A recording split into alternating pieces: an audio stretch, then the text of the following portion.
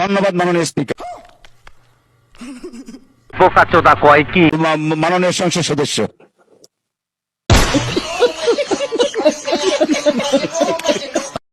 মাননীয় স্পিকার, আমরা জানি 2008 সালে মার্কিন প্রেসিডেন্ট বারাক ওবামা তিনি বলেছিলেন ইয়েস উই ক্যান। ওই লন্ডন বৈঠক হয়েছিল বলেই মাননীয় স্পিকার আজকে আমরা এখানে সবাই। কি বলছেন কি? ভাইয়ের পক্ষে দয়া করে আপনারা রায় দিবেন। ছোট কয় এক কথা, বাইরে যায় কয় এক কথা। সেই জন্য আমি আপনাকে জিজ্ঞেস করছিলাম আমি মুনাফেক বলবো কিনা।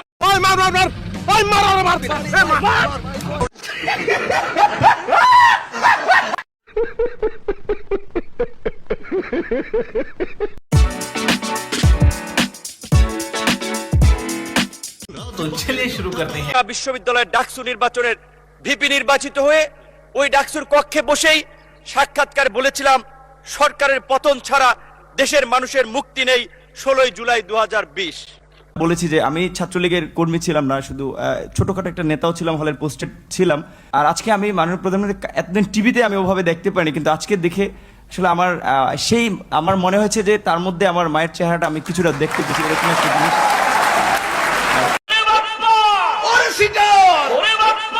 জাতির পিতা কোনো দল বা গোষ্ঠীর নিজস্ব সম্পত্তি নয়। বারবার বলেছি, বঙ্গবন্ধু আমারও পিতা, আপনারও পিতা, সবারই পিতা, উনি সার্বজনীন। পরিবার মানে বাংলাদেশের গণতন্ত্র, জিয়া পরিবার মানে বাংলাদেশের স্বাধীনতার ধারক বাহক। বঙ্গবন্ধু মানে বাংলাদেশ, বঙ্গবন্ধু একটা স্বাধীন দেশ। জিয়া পরিবার মানে বাংলাদেশের স্বাধীনতার ধারক বাহক। এখন জিয়া পরিবার মানে গণতন্ত্রের এখন কেন্দ্রবিন্দু।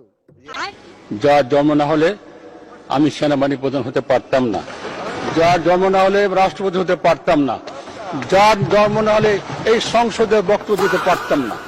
স্পিকার বলে কি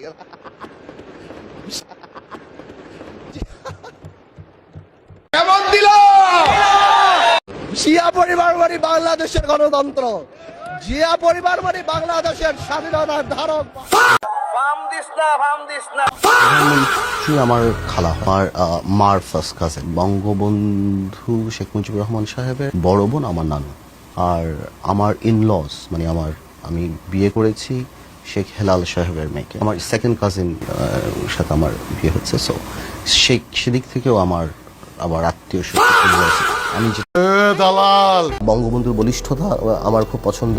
আমার মামা শেখুল হক মনির অর্গানাইজিং ক্যাপাসিটি আমার খুব পছন্দ। বর্তমান প্রধানমন্ত্রী যেভাবে ক্রাইসিস হ্যান্ডেল করে সেটা আমাকে খুব মুগ্ধ করে। আসলে একটা মাল রে। আমার বক্তব্যের সাথে একই সাথে স্মরণ করছি এই ভূমির কৃতি সন্তান, বাংলাদেশের জাতীয় নেতা, বাঙালির ইতিহাসের পরতে পরতে যাদের অবদান, হোসেন শহীদ সোহরাওয়ার্দী থেকে শেরেবাংলা কে ফজলুল হক, মুক্তিযুদ্ধের অন্যতম নেতা শেখ মুজিবুর রহমান, 71-এর 25শে মার্চ দিগ্ভ্রান্ত জাতিকে হ্যামিলেনের বাঁশিওয়ালার মতো উজ্জীবিত করেছিলেন।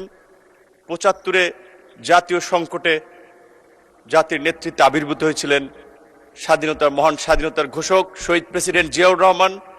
আমি স্মরণ করছি বাংলাদেশের সংসদীয় গণতন্ত্রের পথের পায়োনিয়ার ছিলেন, নারী শিক্ষার অগ্রদূত দেশনেত্রী বেগম খালেদা জিয়াকে।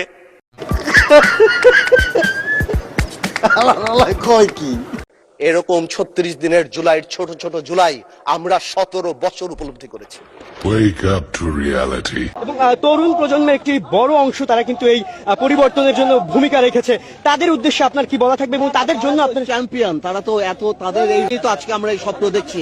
আমরা যেখানে 17 বছর আন্দোলন করে কাঙ্ক্ষিত লক্ষ্যে পৌঁছাতে পারিনি,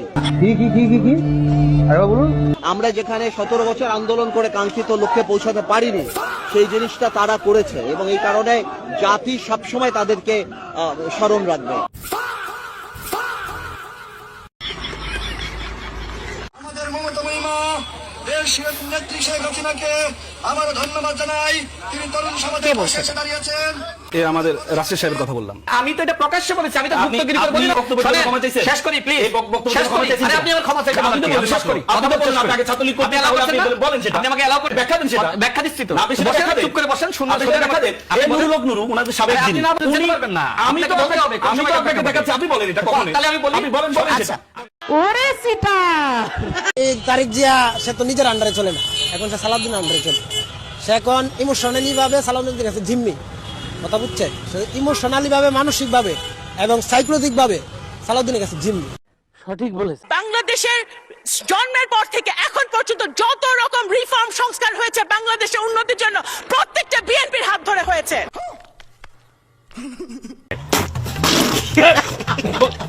আপনারা যদি আমাদেরকে পতন করার হুমকি দেন তাহলে বিরোধী দলের অবস্থান থেকে আপনাদেরকে পতন ঘটানো হবে ইনশাআল্লাহ।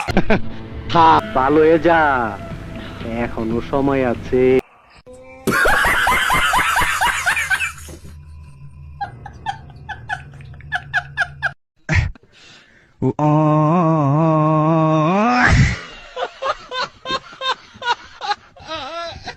বিএনপি হচ্ছে চান্দাবাজ। আমার বাড়ির বাস ওই বিএনপি থাকে। আমার ওই দৈরা কইছে 5,000 টাকা দিতাম, তো এরা 17 বছর না খাই এরা কি খাইবো না? এখন কোনো প্রতিষ্ঠান আছে? কোনো প্রতিষ্ঠান নাই।